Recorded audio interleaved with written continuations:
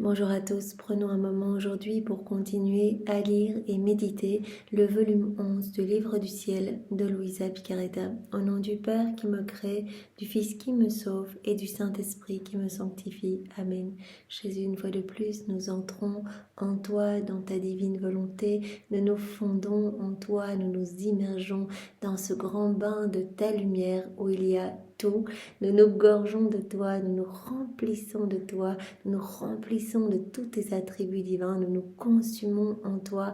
En toi, Jésus, nous perdons le rien que nous sommes, nous fusionnons nos volontés dans la tienne, nous nous perdons en toi, nous nous abandonnons entre tes bras et comme tous les jours, nous t'invitons dans nos cœurs pour que tu t'y établisses définitivement avec ta maman, ton Père, l'Esprit Saint et que ce soit toi, Jésus, qui fasse tout en nous jusqu'à nos derniers souffles.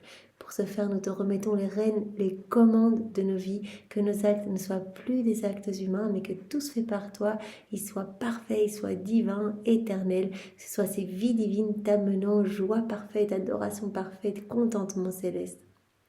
Seigneur, nous te demandons de venir continuer ta vie en nous, de venir continuer ta passion en nous, de te servir de nos corps, de nos humanités comme d'extension de ta propre humanité. Oui, Jésus, viens parler à travers nos lèvres, viens respirer à travers nos respirations, viens regarder à travers nos yeux, écouter à travers nos oreilles, penser à travers chacune de nos pensées, viens faire battre nos cœurs, viens faire circuler notre sang, fonctionner nos organes, viens agir à travers nos mains, marcher à travers nos pas, viens tout faire en nous, Seigneur. C'est vraiment ce que nous voulons. Nous voulons être de bons instruments entre tes mains. Nous voulons que nos vies soient des imitations de ta vie. Nous voulons travailler à l'avènement de ce merveilleux royaume d'amour sur la terre. Nous savons bien qu'à chaque fois que nous te laissons agir en nous, eh bien, nous travaillons à l'embellissement des générations humaines. Par chaque acte que nous faisons, c'est une âme qui est touchée quelque part et qui découvre les écrits du ciel, qui donne son oui, en fait, qui te donne son grand oui, Seigneur. Donc vraiment, c'est magnifique. On travaille à peupler ce royaume sans compter les milliers d'âmes qui sont touchées à chaque acte que nous faisons. Des âmes qui vont se disposer, qui vont revenir dans les bras du Père, qui vont vraiment se convertir, se repentir, retourner à l'église, aller se confesser. Enfin voilà, tellement de grâces qui sont déversées à chaque fois que nous faisons nos actes dans la divine volonté. Et ces grâces, eh bien nous le savons, viennent se répandre dans chaque cœur, des âmes du passé, des âmes autour de nous, des âmes du futur. Il n'y a pas de temps en Dieu. Jésus nous l'a dit, les âmes qui vivent dans ma divine volonté, eh bien concourent à tout le bien qui peut exister sur la terre et dans le ciel. Voilà, des âmes qui ont vu la Vierge dans le passé ou qui la voient encore aujourd'hui à Medjugorje, ou des âmes qui ont pu mourir martyrs, voilà, des saints qui ont pu arriver à un tel degré de sainteté, de dépouillement, etc. C'est parce que toutes ces grâces ont pu être reçues parce qu'aujourd'hui, ces grâces ont été données et octroyées parce qu'aujourd'hui, nous faisons nos actes dans la divine volonté. Et si nous avons découvert les écrits du ciel, c'est parce que quelqu'un a fait un acte dans la divine volonté avant nous, après nous. Enfin, c'est juste incroyable.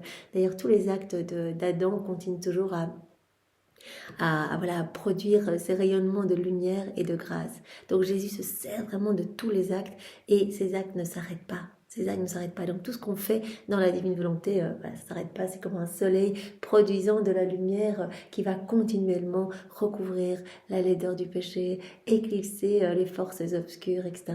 et amener grâce et bénédiction pour tous. Donc tous les hommes vont recevoir quelque chose par chaque acte que nous faisons et évidemment en fonction des dispositions, des ouvertures de cœur, eh bien voilà, certains vont accueillir ces grâces et d'autres ne vont pas les accueillir. Si les cœurs sont tout fermés, les grâces ne peuvent pas rentrer. Mais Jésus a dit, chaque âme va recevoir quelque chose. C'est juste magnifique, sans compter les âmes du purgatoire qui vivent un rafraîchissement à chaque fois qu'on fait un acte dans la divine volonté, les saints et bienheureux qui se réjouissent et qui reçoivent comme de nouvelles béatitudes, enfin les gloires accidentelles, etc. Donc c'est juste incroyable, Seigneur, garde-nous vraiment tout le temps unis à toi, que nous ne fassions plus jamais de petites escapades dans nos volontés propres, mais que ce soit ta divine volonté qui soit souveraine en nous à chaque instant, à chaque moment, à chaque seconde, qu'elle fasse tout, qu'elle dirige nos vies et qu'elle soit opérante et agissante à partir de nos humanités. Voilà, alors envoie sur nous ton Esprit Saint, Seigneur, voilà, que nous puissions accueillir ce que tu veux nous donner aujourd'hui, le comprendre avec ta sagesse et ta compréhension à toi.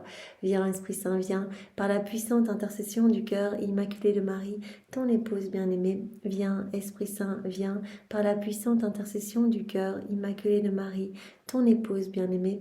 Viens, esprit d'amour, esprit de feu, esprit de force, esprit de lumière, esprit de sainteté, nous t'attendons, nous ne savons pas prier, nous ne savons rien faire tout seul, nous avons besoin de toi, alors viens par la puissante intercession du cœur immaculé de Marie, ton épouse bien-aimée. Maman chérie, c'est toujours dans tes bras que nous voulons prendre ce moment, le commencer sous ton regard maternel. Alors bénis-nous, voilà, bénis nos pensées, bénis-nous entièrement, entrelace tous nos actes au tien, viens synchroniser nos cœurs à ton cœur, nous te prenons comme modèle et toi, viens, fais de nous tes fidèles copies, maman. Attache-nous à ton cœur et au cœur de Jésus, enferme-nous même dans ton cœur pour que nous soyons sûrs de ne vivre que de la divine volonté. Donc voilà, nous sommes dans le volume 11, au chapitre 3, intitulé « Viens vivre dans ma volonté ». Donc, nous sommes dans le point 1 de ce chapitre 3, où Jésus nous parle des âmes vivant dans sa volonté. Donc, il nous a dit très brièvement, pour juste reprendre tout ce que nous avons vu, mais en énumérant juste les titres, hein, c'est pour montrer la trame. Voilà, l'âme qui vit dans ma volonté, elle fait tout dans une sainte indifférence, elle accueille tout, tout est une opportunité de faire grandir ma vie divine en elle.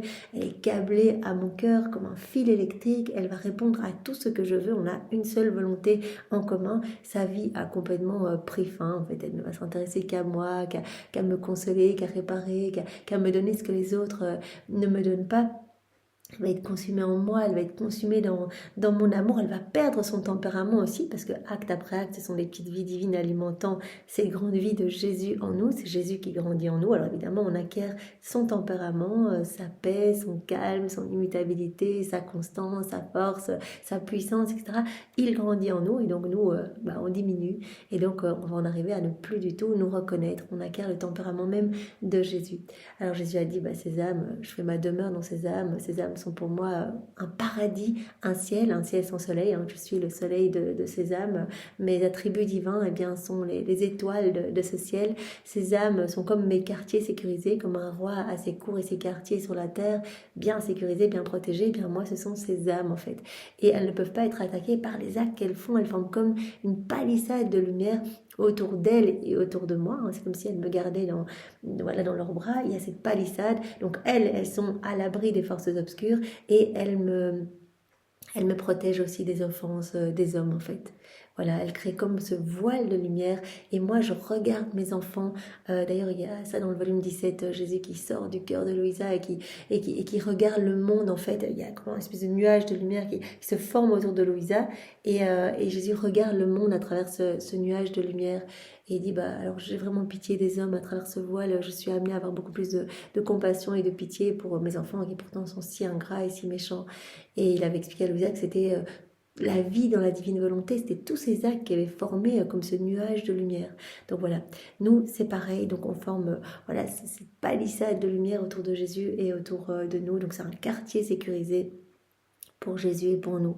Donc les démons ne peuvent pas nous attaquer. Donc l'âme qui vit dans la divinité n'est pas sujette à la tentation ni au danger.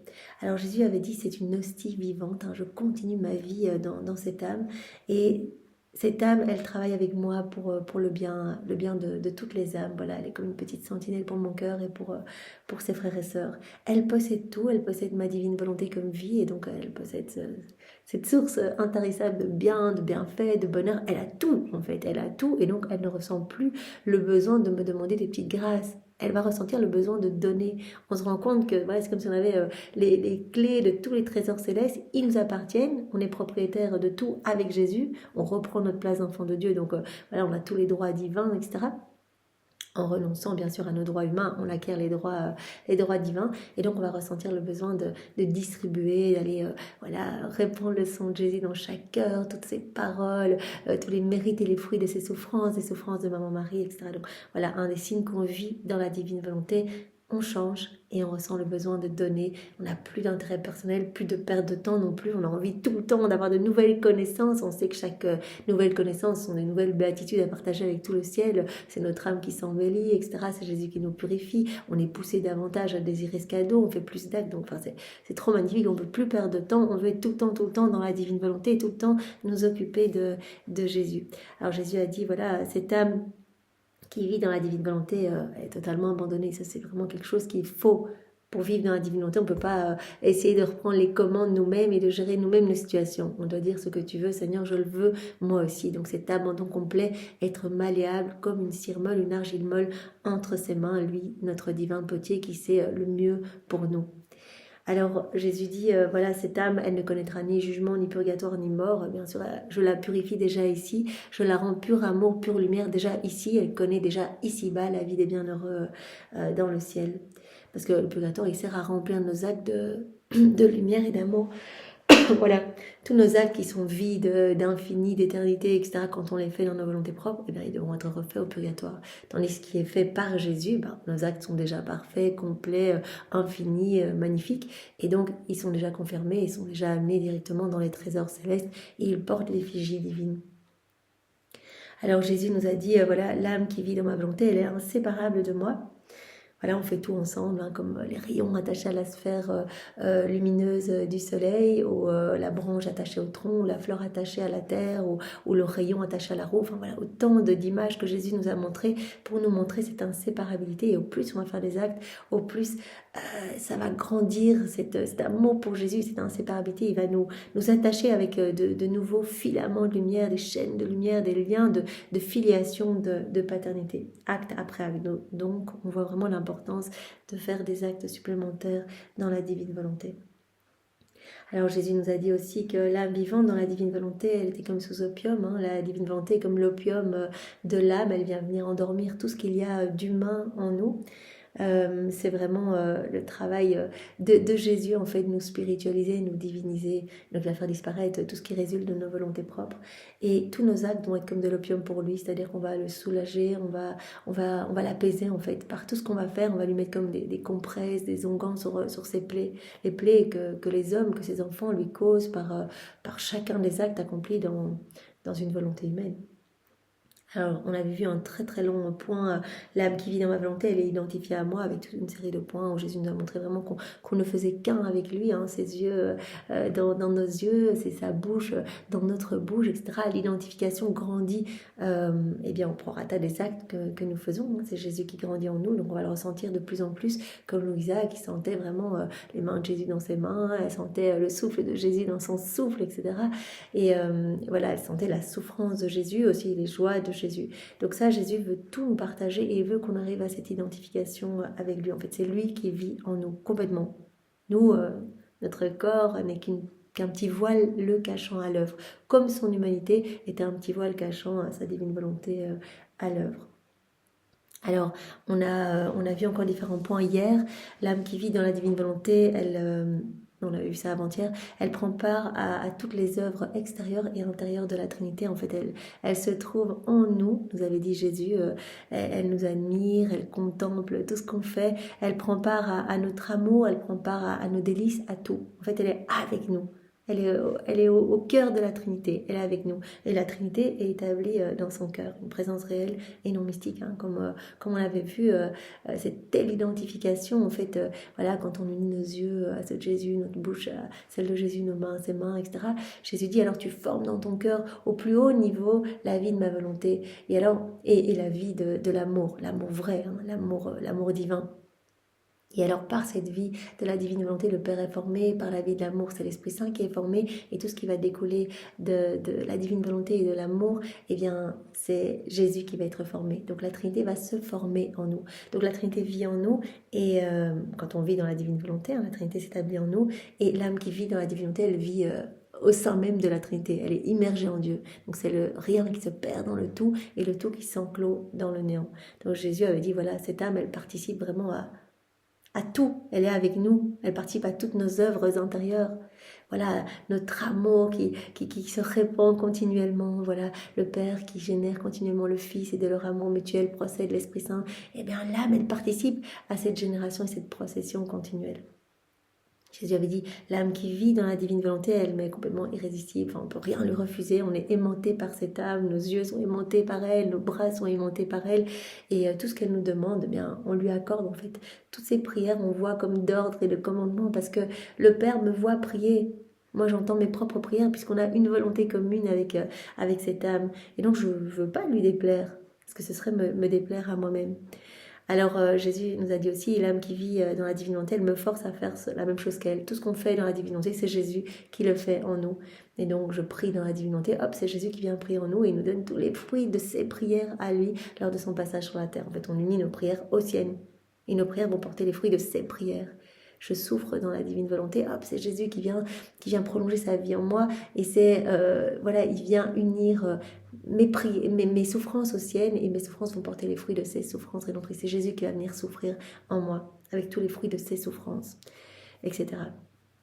Alors Jésus nous a dit aussi l'âme qui vit dans la divine volonté, elle aura une gloire toute spéciale dans le ciel. Hein. Vous vous rappelez ce cortège, quand elle arrive dans le ciel, Jésus a dit cela à Louisa, elle verra tous les actes qu'elle a accomplis dans la divine volonté, ces soleils qui l'attendent là, qui forment déjà sa couronne et en fait tout le ciel l'accueillera et elle atteindra la place la plus élevée dans le ciel et voilà, elle viendra s'unir directement à moi dans ma gloire. Il n'y a aucune raison que je la tienne séparée, aucune raison qu'elle aille faire un purgatoire si elle m'a donné son cœur et sa volonté et que toute sa vie elle est restée unie à moi, et bien dans le ciel je la garderai unie à moi et les saints sont en face de moi comme des magnifiques soleils qui me chantent, me louent, etc. Mais l'âme vivante dans la divine volonté, elle sera en moi. Donc elle pourra regarder les autres bienheureux et les saints à partir de mon soleil. C'est un soleil qui sera à l'intérieur de mon soleil. Ces âmes seront les plus beaux joyaux de mon trône, comme Jésus nous l'avait dit.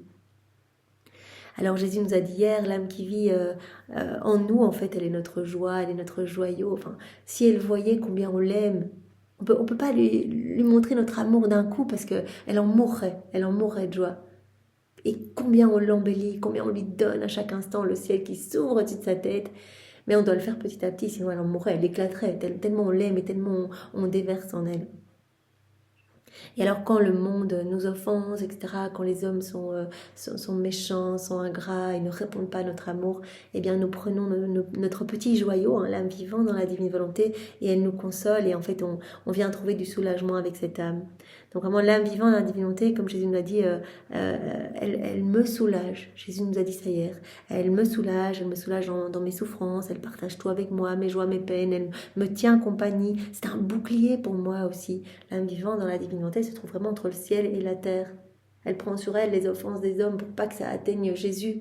Vous vous rappelez Louisa qui a fait cette prière, je veux prendre tout sur moi avec les peines que cela m'occasionne, et bien puisse te donner toute la gloire que les hommes auraient dû te donner s'ils avaient vécu unis à toi, s'ils n'avaient pas quitté ta divine volonté.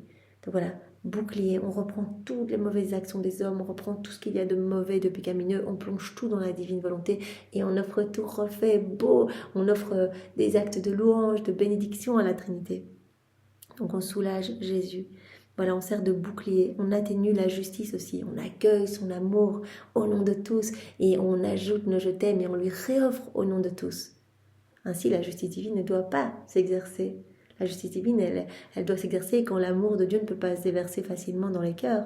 Mais si on dit, mais Jésus, je vois ton amour partout, c'est magnifique, ta divine volonté est à l'œuvre partout, je réponds à ton amour, je rentre dans cette danse d'amour avec toi, ben, on calme la colère divine. La colère de ne pas être reconnu, de ne pas... Voilà. C'est de juste indignation. Donc cette âme, elle partage tout avec nous, elle nous tient vraiment compagnie. Et l'âme vivante dans la divinité, elle forme comme un support, Jésus nous avait dit, pour moi et pour ses frères et sœurs. Voilà, elle se trouve là entre le ciel et la terre, elle forme un support pour moi, elle me soulage, elle est là, elle m'aime pour tous, etc. Et elle forme aussi un support pour ses frères et sœurs. On refait la vie de tous nos frères et sœurs, on va chercher tous les actes suspendus que nos frères et sœurs n'ont pas été cherchés, hein, tout ce que Jésus a fait pour nous, il a déjà refait toutes nos vies, elles sont saintes, elles sont magnifiques, elles sont là, mais il dit, il y a tous ces actes qui sont là, personne ne vient les chercher. Donc nous, on vient chercher tous ces actes suspendus pour les âmes qui ont été avortées, pour voilà, les âmes qui ont rejeté Jésus, pour même les âmes réprouvées. On vient rechercher ces actes suspendus, on met nos je t'aime et on les réoffre au pied de la majesté suprême pour donner à la Trinité la gloire que ces âmes auraient dû donner, que toutes ces vies auraient dû donner si elles avaient été vécues dans la divine volonté. Alors, Jésus nous a dit aussi, l'âme qui vit dans la divine volonté, elle devient toute voix au même titre que moi. Moi, je suis le Verbe, je suis parole. Et donc, en fait, Jésus avait montré à Louisa que voilà, tous ses pas, ses pieds appelaient les pas des créatures, que sa bouche appelait les voix des créatures, que ses pensées appelaient les pensées des créatures, etc. Voilà, les appelait à revenir dans ses bras, en fait. Tout n'est qu'amour et tout était appel pour qu'on revienne à lui. Et Jésus dit, bah voilà, moi maintenant je vis dans les âmes vivantes, dans la divine volonté, donc elles sont toutes voix comme moi, donc leurs pas, leurs mouvements, leurs pensées, tout va être voix, tout va être musique, nous glorifiant au nom de tous. On avait vu que tout devenait son mélodieux, apportant un enchantement à tout le ciel, à toute la cour céleste, à la Trinité. Mais aussi les pensées de ces créatures vont devenir des voix pour tous les esprits de tous les hommes. Si elles marchent, eh bien ces pas vont poursuivre les pécheurs, vont devenir voix pour dire reviens, reviens à ton Créateur. Donc tout ce qu'on va faire va servir à réparer, à consoler Jésus, à l'apaiser, à lui ramener des âmes, etc. Donc elle devient toute voix au même titre que moi. Et Jésus avait dit, de cette âme, je reçois ma récompense pour toute la création en fait. Elle me donne tout ce que tous auraient dû me donner. Alors l'âme vivante dans la divine volonté, elle est la répétitrice de ma vie, dit Jésus. Je continue ma vie en elle. Elle est le théâtre de toutes mes œuvres, de la création, de la rédemption, de la sanctification. Il y a tout en elle. Elle est la répétitrice de ma vie et le théâtre de toutes mes œuvres. C'est pour ça que Jésus appelait Louisa ma vie, ma vie. Et il l'appelait aussi ma maman. Parce que Jésus a dit, mais comme cette âme qui vit dans la divinité, tous ces âmes vivants unis à moi, eh bien, elle joue vraiment l'office d'autres mamans. Voilà, maman les prend comme copie, déverse sa maternité sur ces âmes et ces âmes s'occupent de moi continuellement. Jésus, on a un bébé Jésus, chacun de nous, dans notre cœur et on doit s'en occuper. Comment nourrir Jésus? Lui qui est amour, on ne peut le nourrir qu'avec des actes d'amour, des actes parfaits d'amour, des actes enveloppés de cet amour parfait, cet amour vrai, c'est-à-dire les actes faits dans la divine volonté. Il n'y a que ça qui peut alimenter la vie de Jésus en nous, le faire grandir en nous, cette vie réelle en nous. Donc on devient comme d'autres mamans pour Jésus, on le console, on le soulage, on l'apaise, on lui offre des réparations, on le nourrit, on l'abreuve. Chacun de nos actes devient comme une hostie, pouvons nourrir Jésus, etc. Alors Jésus avait dit aussi, quand l'âme vit dans ma volonté, tout ce qu'elle fait se réfléchit en moi et ce que moi je fais se réfléchit en elle. Donc l'âme devient comme un écho, un miroir, une image en fait de la Trinité. Mais pour ça, il faut qu'elle reste fixée dans la divine volonté. Voilà, comme un miroir qui reflèterait le soleil. Si on bouge le miroir, à un moment, le miroir devient obscur, il n'y a plus le soleil dedans. Donc si on n'est pas fixé dans la divine volonté et que voilà, on revient dans nos volontés propres, etc., eh bien voilà, ce soleil ne peut pas se former en nous. Donc il faut cette continuité d'actes pour que la vie de Jésus puisse grandir en nous et qu'on puisse être d'autres lui sur la terre. Alors on va terminer ce titre 1, donc à propos des âmes vivantes dans la divine volonté, avec le dernier point de ce titre.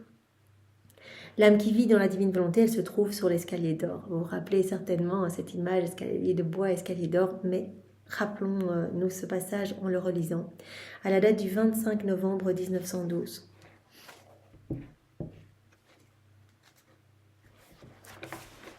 Il me semble que ce matin, mon toujours aimable Jésus est venu selon sa manière habituelle. Il semblait heureux de me voir et d'être avec moi d'une manière familière. En le voyant si bon, doux et affable, j'oubliais toutes mes difficultés et privations. Comme il portait une couronne d'épines grosse et épaisse, je lui dis « Mon doux amour et ma vie, montre-moi que tu m'aimes toujours. Enlève cette couronne de sur ta tête et de tes mains, place-la sur ma tête. » Donc ça illustre bien tout ce qu'on a dit, hein. L'âme vivante dans la divine volonté. Bon, Louisa, elle est âme victime. Quand on vit dans la divine volonté, à force de faire des actes, eh bien, on devient des âmes quelque part victime parce que on soulage Dieu, on tient compagnie à Jésus, on lui amène du réconfort, voilà tout ce qu'il a dit, l'âme vivante dans la divinité m'apaise, etc.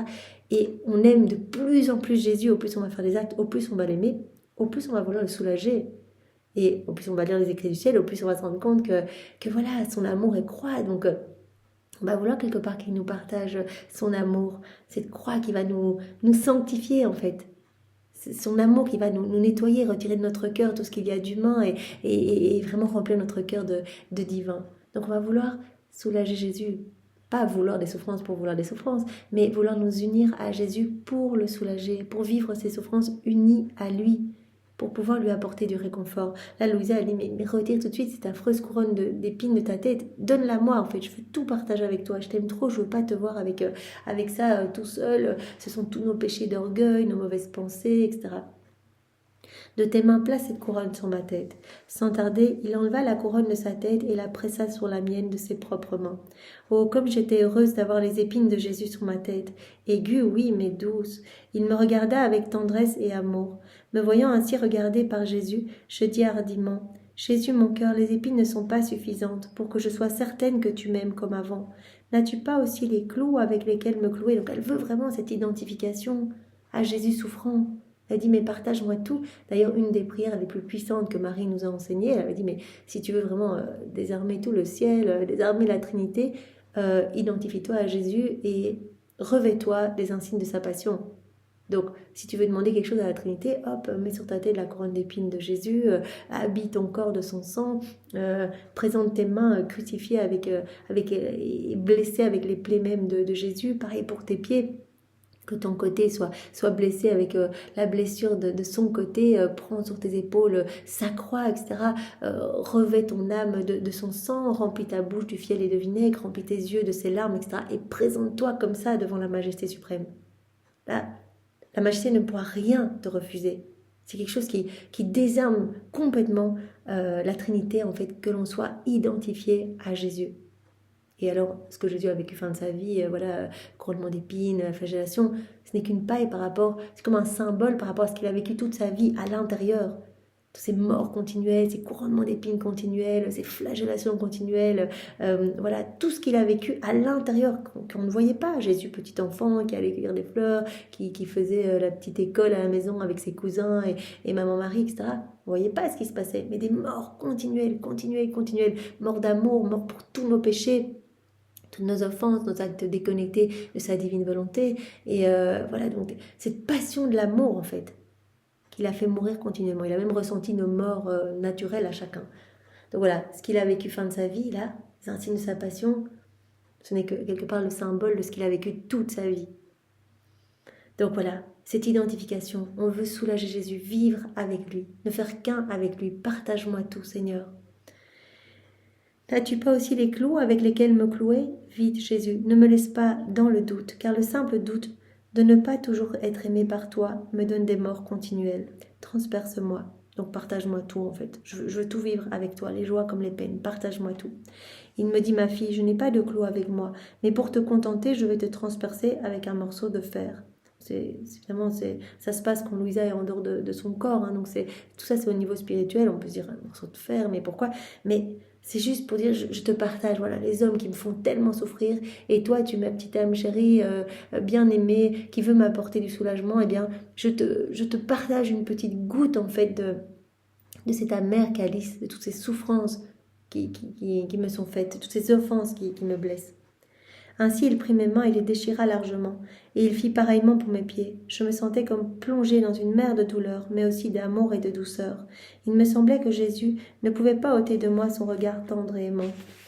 Déposant sur moi son manteau royal, il me couvrit complètement et me dit « Ma douce fille, cesse maintenant tes doutes sur mon amour. » sur mon amour pour toi. Ça, Jésus l'a dit dans un autre passage, en fait, ça blesse son cœur. Quand on doute de son amour, Jésus qui n'est qu'amour pour nous, on est bombardé, on est dans une mer d'amour, enfin, tout nous dit à chaque instant, je t'aime, les éléments créés dans le vent, les piaillements des oiseaux, nos battements de cœur, on est maintenu par son souffle, on a été façonné dans l'amour, enfin, tout n'est qu'amour pour nous, et Jésus veut ce retour d'amour, donc il souffre quand on doute de son amour. Mais s'il autorise ce genre d'interrogation en Louisa, ces doutes en Louisa, c'est pour nous répondre en disant « Mais ne doute pas, je t'aime. » Et Jésus, il a tout fait pour chacun de nous. Il nous a vus chacun personnellement, c'est pas un amour de masse. Cesse maintenant tes doutes sur mon amour pour toi. Si tu me vois préoccupé, ou si je passe comme l'éclair, ou si je suis silencieux, souviens-toi qu'un seul renouvellement de mes épines et de mes clous est suffisant pour nous ramener dans notre intimité comme avant. Par conséquent, sois contente et je vais continuer de répandre des fléaux dans le monde. Donc il dit bien, voilà, si tu ne me vois pas comme avant, c'est parce que je suis en train d'exercer ma justice. Et si je te partage mes amertumes et mes souffrances, je ne peux plus exercer la justice. Voilà, tu te places comme ce paratonnerre. Et parfois, c'est nécessaire que je puisse envoyer des châtiments pour sauver les âmes, tout simplement. Il me dit aussi d'autres choses, mais l'intensité de la douleur subie m'empêche de bien m'en souvenir. Ensuite, je me suis trouvée de nouveau seule sans Jésus. Je me suis déversée en ma douce maman en pleurant et en la priant de faire revenir Jésus. Ma maman me dit, ma douce fille, ne pleure pas. Tu dois remercier Jésus pour la manière dont il se conduit envers toi et pour les grâces qu'il te donne, ne te permettant pas de t'éloigner de sa très sainte volonté en ces temps de châtiment. Ben nous aussi, bien sûr, à notre mini-échelle, si Jésus autorise des situations de souffrance dans notre vie, il n'y a pas de sainteté sans la croix de toute façon, eh bien, remercions. Merci Seigneur, tu me donnes cette opportunité de vivre cela dans ta divine volonté, de grandir dans cette ressemblance avec toi. En fait, tout doit être accueilli dans la louange et le remerciement. Situation de plaisir, super Seigneur, je te l'offre pour t'offrir du réconfort. Situation un peu difficile, eh bien Seigneur, merci, tu continues ta vie en moi et vraiment tu me partages ce que toi tu ressens. Rappelons-nous ce que Jésus avait dit à Louisa il y a quelques jours. L'âme ne doit pas considérer que ce qu'elle ressent, ce sont ses choses, mais elle doit considérer que ce sont mes choses. Ça veut dire que si elle ressent de la froideur, si elle vit des calomnies, etc., Jésus veut directement en fait qu'on ne se regarde pas nous-mêmes. On ne peut pas faire ça dans la divine volonté, on regarde uniquement Jésus. Voilà, il veut qu'on directement le console, qu'on lui offre des réparations. Donc on ne doit pas considérer que ce sont nos choses. Si on ressent la froideur, eh bien on va dire, eh bien Jésus, je répare pour toutes les froideurs humaines. Directement, on pense à Jésus, à le consoler. On ne revient pas sur nous-mêmes en se disant, mais qu'est-ce qui se passe, en regardant de nouveau notre nombril, sinon on quitte de nouveau ses bras. Et à la place de le soulager, en fait, on se regarde nous-mêmes et on laisse couler les larmes de Jésus finalement, sans être là pour les récolter et lui amener de l'amour. Remercie Jésus pour la manière dont il se conduit envers toi et pour les grâces qu'il te donne de te permettre de ne jamais quitter, de ne jamais t'éloigner de sa très sainte volonté en ces temps de châtiment. Ne te permettant pas de t'éloigner de sa très sainte volonté en ces temps de châtiment. Donc voilà, même si tu ne le vois pas, remercie. Si tu le vois, remercie. Si tu te sens endormi et que tu n'arrives pas à prier, remercie. Voilà, s'il te partage les insignes de sa passion, remercie. Si tu vis des souffrances, remercie. En fait, voilà, on doit tout accueillir comme venant des mains de Dieu et tout est cadeau, tout est grâce. Jésus revint et remarquant que j'avais pleuré, il me dit, « As-tu pleuré ?» Je lui dis, « J'ai pleuré avec maman, je n'ai pleuré avec personne d'autre et je l'ai fait parce que tu n'étais pas là. » Il prit mes mains dans les siennes et soulagea mes souffrances. Il me montra ensuite 2 grands escaliers reliant la terre et le ciel. Donc voilà, on arrive à ces 2 escaliers. Donc Jésus montre à Louisa 2 escaliers qui relient la terre au ciel. Il y avait plusieurs personnes sur l'un des escaliers et très peu sur l'autre. L'escalier sur lequel il y avait très peu de personnes était d'or solide, et il semblait que les personnes qui s'y trouvaient étaient d'autres Jésus. Un escalier d'or, magnifique, très peu de personnes, des personnes qui ressemblent à Jésus. Elle dit, il me semblait que ces personnes étaient comme d'autres Jésus, les âmes vivantes dans la divine volonté, qui deviennent comme des imitations de Jésus. Leur vie devient des imitations de la vie de Jésus, elles deviennent d'autres Jésus, il y a cette identification. Et l'autre escalier semblait de bois. Et quant aux personnes qui s'y trouvaient, elles étaient presque toutes de courte taille et peu développées. L'escalier des vertus. Voilà, il y a plus de monde sur cet escalier-là. Donc pour aller de la terre au ciel. Et voilà, par le biais de l'exercice de vertu, en fait, par la volonté propre. Et ces âmes étaient de petite taille, courte taille et peu développées.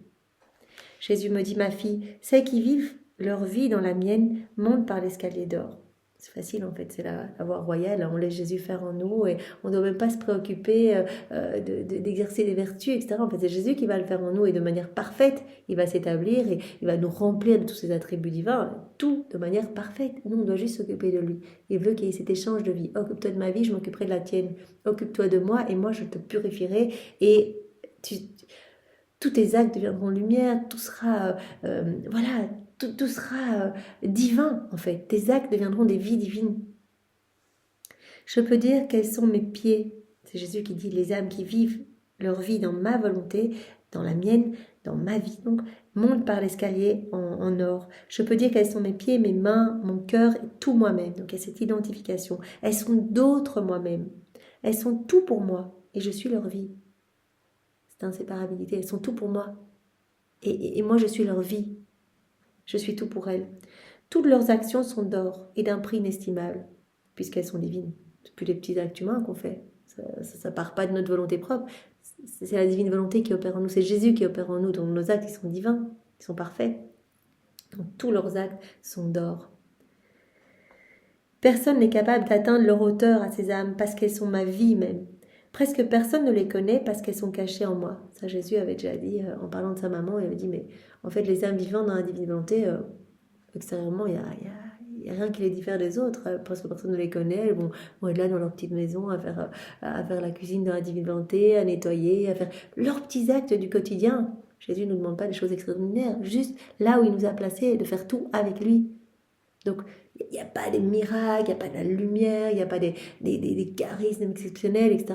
Jésus dit, souvent ces âmes sont parfaitement inconnues. Ma maman, elle n'a rien fait d'exceptionnel. Elle était là, elle cuisinait, elle allumait le feu, elle balayait, elle s'occupait de Saint-Joseph, elle s'occupait de moi. Voilà.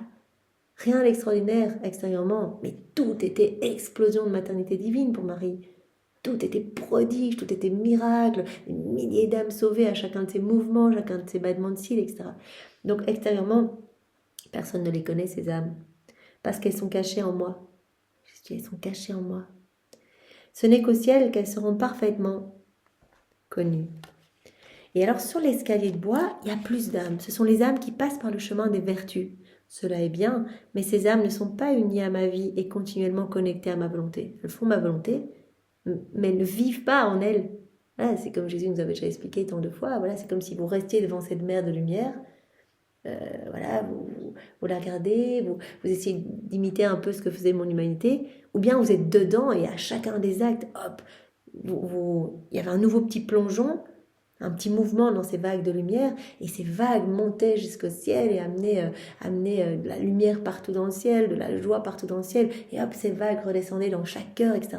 Donc il y a une différence entre être devant la mer, on ne crée pas de mouvement dans cette mer qui comprend absolument tout, toute la vie de Jésus, tous ses actes. Il n'y a pas de remise en mouvement, de réactualisation de tout ce que Jésus a fait, de tout ce que Marie a fait, etc. On est en dehors et on essaye par l'exercice de vertu, en imitant le mieux possible l'humanité de Jésus. On fait la volonté de Dieu, mais il y a une grande différence entre faire et vivre immergé dedans, où c'est Jésus qui vit en nous et qui fait en nous. C'est sa volonté qui opère à partir de notre corps. Donc sur cet escalier de bois, il y a beaucoup plus d'âmes. Ce sont les âmes qui passent par le chemin des vertus. C'est bien, mais ces âmes ne sont pas unies à ma vie et continuellement connectées à ma volonté. Elles font ma volonté, mais elles ne sont pas continuellement connectées à ma volonté. C'est deux volontés séparées. Elles font la mienne, elles imitent la mienne. Elles ne sont pas continuellement connectées à ma volonté. Leurs actions sont de bois. Et donc, les actions sont faites découlant de leur volonté propre. Et par conséquent, de peu de valeur. Petite portée, portée limitée, etc. Tandis que les actes faits dans la divinité sont faits d'or, actes divins, avec cette portée intemporelle, universelle, qui vont toucher toutes les âmes, et continuellement, cela ne s'arrêtera jamais. Et ils continuent tous, nos actes, ça on le sait. Ces âmes sont courtes, presque décharnées, parce que des buts humains accompagnent leurs bonnes actions. Il y a presque toujours des buts humains. Les buts humains ne produisent pas de croissance. Ces âmes sont connues de tous parce qu'elles ne sont pas cachées en moi. Elles ne vivent pas en moi. Elles font ma volonté, mais elles ne vivent pas en moi. Mais plutôt, elles vivent en elles-mêmes. Elles ne causeront aucune surprise au ciel, parce qu'elles s'étaient connues aussi sur la terre. Donc ma fille, je te veux complètement dans ma vie, avec rien dans la tienne. Je te confie les personnes que tu connais, afin qu'elles puissent demeurer fortes et constantes dans l'escalier de ma vie. Viens dans l'escalier de ma vie, dans l'escalier d'or, et que tous tes actes deviennent divins, deviennent faits d'or, deviennent éternels et magnifiques avec cette portée sublime. Je te confie les personnes que tu connais, pour que tu puisses les amener dans cet escalier d'or, afin qu'elles puissent demeurer fortes et constantes dans l'escalier de ma vie. Il pointa du doigt une personne que je connais, puis il disparut. Que tout soit pour sa gloire. Je te veux complètement dans ma vie, avec rien dans la tienne. Rien de nous, rien résultant de notre volonté propre. Jésus veut prendre toute la place en nous. Si on est rempli de nous-mêmes, il n'y a plus de place pour lui. Donc on doit vraiment décider complètement et à chaque acte de crucifier notre volonté propre au profit de la divine volonté. Et alors voilà, on emprunte alors l'escalier de la vie de Jésus, il y a cette identification, on ne fait qu'un avec Jésus, et c'est magnifique, et nous sommes sûrs de la voie directe dans son cœur, dans le ciel. Alors on va voir, donc on a fini ce point 1, donc Jésus nous a parlé des âmes vivantes dans la divine volonté. On attaque le point 2, donc où Jésus va nous parler des actes accomplis dans la divine volonté. Alors premier point, tous ces actes accomplis dans la divine volonté produisent du bien pour tous. À la date du 25 septembre 1914.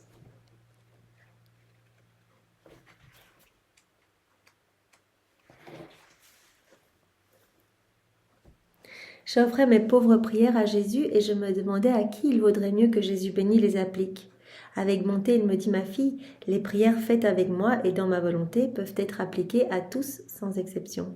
Tous en reçoivent les effets comme si elles étaient offertes pour eux seuls. Là, Jésus prend l'exemple de la prière, mais tous nos actes, toute notre vie devient prière. Donc, il ne faut pas qu'on ait une petite portée individuelle en disant je vais prier pour mon mari, pour mes enfants, etc. Portée universelle, en fait. Et de toute façon, tous vont pouvoir bénéficier des effets de cette prière faite dans la divine volonté.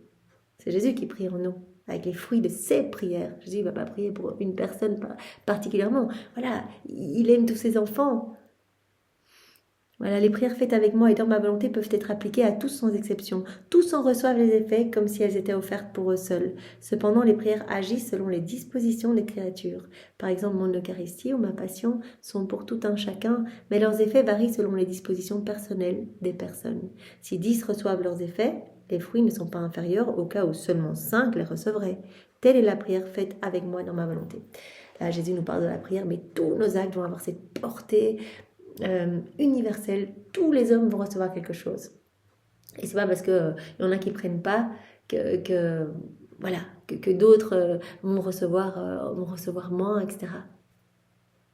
Voilà, les fruits ne sont pas inférieurs au cas où seulement 5 les recevraient. Donc voilà, tous les actes qu'on va faire vont continuellement vouloir se donner tout le bien qu'ils contiennent. Et donc continuellement, il y a une frappe à la porte des cœurs pour donner des grâces, donner des bénédictions. C'est Jésus à travers nos actes.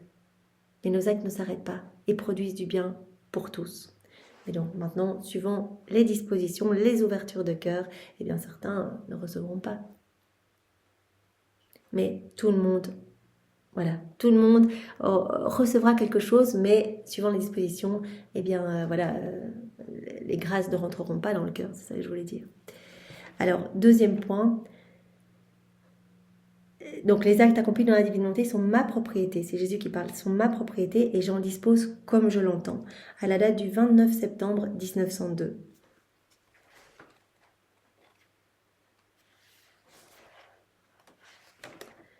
Une autre fois, alors que je me demandais quelle est la meilleure manière d'offrir ces actions, en réparation, en adoration ou autrement, mon toujours bienveillant Jésus me dit, ma fille, la personne qui vit dans ma volonté et qui agit parce que c'est moi qui le veux, n'a pas besoin de fixer ses intentions elle-même. Pas besoin de dire, je vais offrir cet acte uniquement en réparation, ou je vais l'offrir comme en adoration ou autrement. Jésus dit, en fait ces actes m'appartiennent, sont faits par moi en toi, et donc j'en dispose exactement comme je veux. Donc l'âme n'a pas besoin de fixer ses intentions elle-même, puisqu'elle est dans ma volonté quand elle agit, prie ou souffre, je dispose de ces actes comme je le veux, ces actes m'appartiennent, j'en suis propriétaire, nous dit Jésus, et j'en dispose comme je veux. D'ailleurs Jésus disait souvent à Louisa, fais tes actes et moi je m'occupe de les dispatcher dans les cœurs. Voilà. Fais tes actes et moi je m'occuperai de donner des grâces, certains deviendront saints, d'autres iront demander pardon après de nombreuses années, etc. Occupe-toi juste de t'unir à moi et de faire tes actes. Ces actes sont ma propriété, donc propriété commune avec toi, et donc j'en dispose comme je veux. Donc ces actes vont me donner de l'adoration, vont me donner de la réparation, vont me donner des bénédictions au nom de tous, etc. Puisque l'âme est dans ma volonté, quand elle agit, prie ou souffre, je dispose de ces actes comme je le veux. Si je veux qu'elle fasse réparation, je la fais réparer. Si je veux de l'amour, je reçois ces actes comme des actes d'amour. Étant le propriétaire, je fais de ces choses ce que je veux. Voilà. Donc, Tu ne dois pas mettre une intention sur tes actes, tu fais, tu t'unis à moi, et moi, je vais en disposer comme je veux. C'est moi qui deviens propriétaire de ces actes, en commun avec toi. On est propriétaire de ces actes, et donc je peux en disposer comme je veux. Étant le propriétaire, je fais de ces choses ce que je veux. Il n'en est pas ainsi pour les personnes qui ne vivent pas dans ma volonté. Elles disposent elles-mêmes de leurs choses, et je respecte leur volonté. Voilà, donc ces actes sont ma propriété, je dispose de comme je l'entends. Alors Jésus nous dit, ces actes portent l'empreinte de mes propres actes, au point 3, à la date du 21 septembre 1913.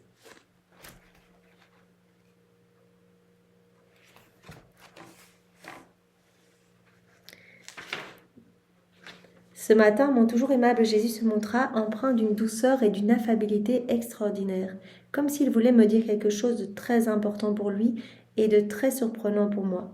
M'embrassant et me pressant fortement sur son cœur, il me dit « Ma fille bien-aimée, toutes les choses que la créature fait dans ma volonté, donc les prières, les actions, les pas, etc., acquièrent les mêmes qualités, la même vie et la même valeur que si c'était moi qui les faisais. » Directement. Nos actes vont être porter l'empreinte divine. Vous vous rappelez, quand on fait des actes dans la divine volonté, nos anges gardiens, mais aussi toute la cour céleste, ils viennent s'empresser de non seulement de s'y déverser, il y a tout dans notre acte, mais d'amener nos actes comme vraiment des trophées, triomphes de la divine volonté dans la créature. Ils viennent amener ces actes et les placer à la place la plus élevée dans le ciel, dans les trésors célestes. Et ces actes portent déjà comme le cachet, avec, comme le visage de la Trinité, quoi, le sceau de la Trinité. Voilà, les actes faits dans ma volonté acquièrent les mêmes qualités, la même vie et la même valeur que si c'était moi qui les faisais. D'ailleurs, Jésus nous avait dit, moi je vois pas la différence entre des actes faits par moi ou des actes faits par la créature dans la divine volonté. Même chose. Ces actes, vraiment, ont cette puissance créatrice. Vois toutes les choses que j'ai faites sur la terre, prières, souffrances, travaux, demeurent opérantes et le sont éternellement pour le bien de ceux qui veulent en profiter. Ce que j'ai fait sur la terre, toujours en acte de se donner, acte divin, ça ne s'arrête pas. Mais l'âme qui vit dans la divine volonté, elle me laisse agir à travers elle. Tous ces actes sont divins, ne s'arrêtent pas, portent la même empreinte divine. Ma manière d'agir diffère de celle des créatures. Disposant de la puissance créatrice, je parle et je crée exactement comme un jour j'ai parlé et j'ai créé le soleil. Lui qui donne sa lumière et sa chaleur continuellement sans jamais décroître, comme s'il était en train d'être créé. Donc, tout ce que je fais est rempli de cette puissance créatrice.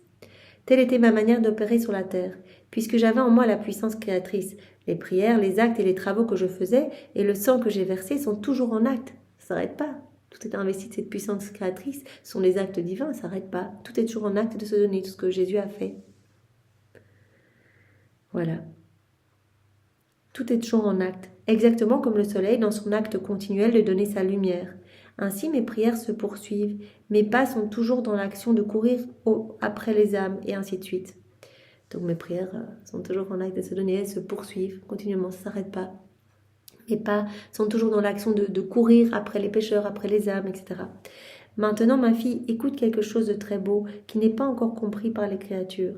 Les choses que l'âme fait avec moi et dans ma volonté, je fais ça dans ta divine volonté, Seigneur, sont comme mes propres choses, en même temps que les siennes. Voilà, je deviens propriétaire de ces actes avec elle.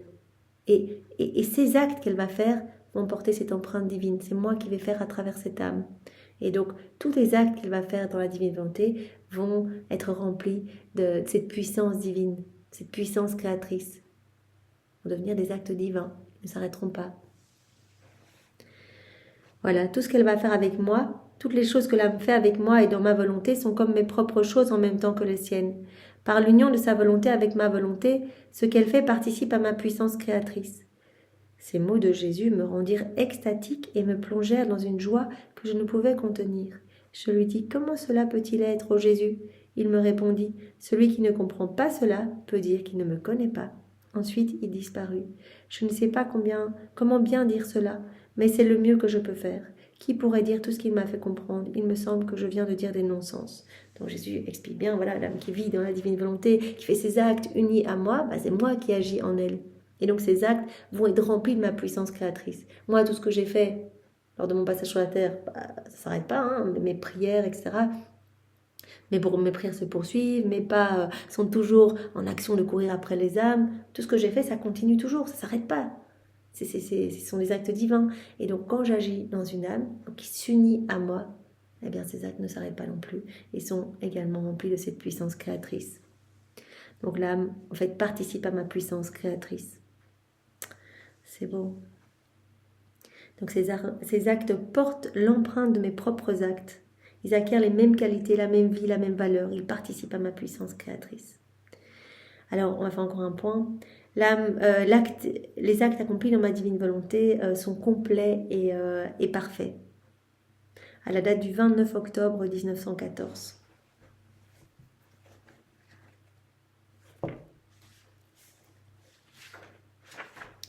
Je me plaignais à Jésus béni de ses privations, et mon pauvre cœur était en délire. Je lui dis ces mots insensés. Mon amour, comment est-ce possible? As-tu donc oublié que je ne peux être sans toi? Il faut que je sois avec toi sur la terre ou dans le ciel. Faut-il que je te le rappelle? Que je te rappelle cela? Peut-être que tu me veux silencieuse, endormie et troublée. Fais comme tu veux, pourvu que tu restes avec moi toujours. Elle dit, mais moi, toutes les souffrances, je suis ok avec ça. Ce que tu veux, endormie, troublée, silencieuse, tout ce que tu veux, j'accueille tout. Mais j'ai besoin de te voir, j'ai besoin de te voir. Jésus a dit, oui, ce que tu vis là, cette privation de moi, ça c'est un martyre d'ordre divin. Je te partage ce que moi je ressens. En fait, des âmes qui se décrochent de mon cœur, je voudrais les prendre dans les bras, etc. Eh bien, je te partage une petite goutte de cela. Toi, tu voudrais me prendre dans les bras et tu ne le peux pas. Et tu vis cette agonie, en fait.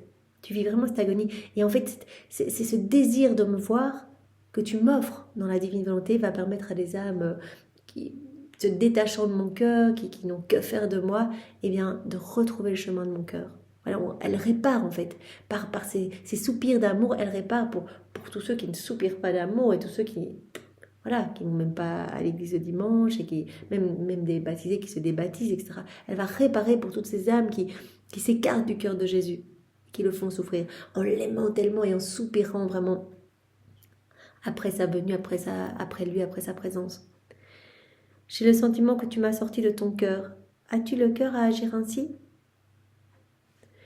Pendant que je disais cela et l'autre sottise du genre, mon doux Jésus bougea en moi et me dit, ma fille, calme-toi, je suis ici. Souvent, Jésus va nous le montrer tout au long des volumes, il vit en Louisa, elle vit dans la divine volonté. Elle possède la divine volonté comme vie. La divine volonté, c'est Jésus. Donc il lui montre, je suis là. Alors une fois il sort un bras, une fois une jambe, etc. Je suis là, c'est moi qui agis à partir de ton humanité. Je suis ici. Dire que je t'ai sorti de mon cœur est une insulte que tu m'adresses, car je te garde dans les profondeurs de mon cœur, et cela si fortement que tout mon être coule en toi, et que tout ton être coule en moi. Sois donc attentive pour que rien de mon être qui se trouve en toi ne s'échappe de toi, et que chacun de tes actes soit uni à ma volonté. Sois très attentive. Tu es fondu en moi, tu es en moi, tu es immergé en moi, tu vis en moi, et moi je vis en toi. Sois attentif pour que rien de mon être qui se trouve en toi ne s'échappe de toi et que chacun de tes actes soit uni à ma volonté. Laisse-moi, je vis en toi, laisse-moi agir dans chacun de tes actes. Les actes de ma volonté s'accomplissent totalement. Un simple acte de ma volonté peut créer un millier de mondes, tous parfaits et complets. Pas besoin d'actes subséquents pour que tout soit accompli. Un acte fait dans la divinité, il est parfait, il est complet, il va toucher toutes les âmes, il amène gloire parfaite à la Trinité, amour parfait, adoration parfaite, etc. Et il comprend tout, toute la création, toute l'œuvre de la rédemption, tous les actes de Jésus, toutes ses paroles, tout ce qu'il a fait, tout ce que la divinité a fait, tout ce que Maman Marie a fait, etc. Il y a tout, même la Trinité s'y reproduit. Donc l'acte accompli dans la divine volonté, il est parfait, il peut créer des milliers de mondes. Pas besoin d'actes subséquents pour que tout soit accompli. Donc si tu fais le moindre acte dans ma volonté, le résultat est complet. Acte d'amour, de louange, de remerciement ou de réparation, ces actes contiennent tout. Tout. Tu nous donnes tout en fait en faisant un acte dans la divine volonté, mais même pas besoin que ce soit un acte spirituel. Jésus dit, tu penses dans la divine volonté, même digérer nos aliments, dormir. En fait, tout devient prière, tout devient divin, tout amène... Tout amène vraiment la réparation parfaite, complète, l'amour parfait à la Trinité. On donne Dieu à Dieu dans la divine volonté. Le résultat est complet. Pas besoin d'actes subséquents pour que tout soit accompli. Uniquement les actes faits dans ma volonté sont dignes de moi, car pour donner honneur et satisfaction à un être parfait, des actes parfaits et complets sont nécessaires, ce que la créature ne peut produire que dans ma volonté. Il n'y a que les actes accomplis dans la divine volonté qui viennent nous glorifier parfaitement. Ce n'est pas un acte humain qui va nous donner quelque chose. Ce n'est possible que dans ma volonté, parce que c'est ma divine volonté qui opère à partir de la créature. Donc l'acte, il est lumière, il est magnifique. Voilà.